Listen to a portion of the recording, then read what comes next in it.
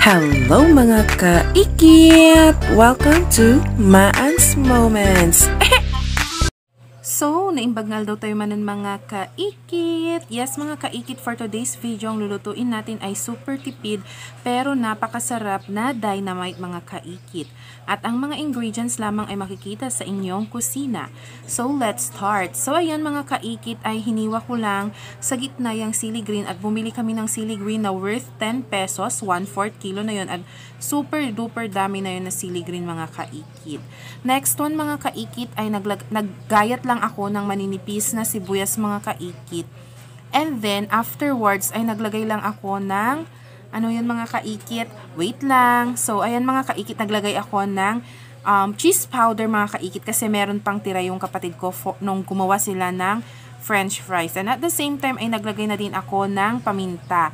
Hinalo-halo ko lang siya at yan yung i-combine natin sa paggawa ng dynamite mamaya mga kaikit. So, dito na tayo sa pagbabalot. Ayan, nilagay ko lang yung sili green and konting part ng sibuyas na na-mix ko na siya. And lastly is ibabalot mo lang siya na parang turon, ganon, mga lumpia-lumpia, ganon mga kaikit. Super dali lang yan hanggang sa maubos at matapos yung niluluto natin mga kaikit. And afterwards ay nagpainit lang ako ng mantika para pagprituhan natin. Okay, so mga 6 pieces pa lang yung nilagay ko dyan mga kaikit at tinikman ko muna. Of course, kung tamang-tama ba yung lasa or whatsoever mga kaikit. And kapag nag-brown na siya, as usual, yung parang gumagawa ka rin lang ng turon or anything mga kaikit na lumpia ganon. Basta kapag nag-brown na siya is okay na yan mga kaikit.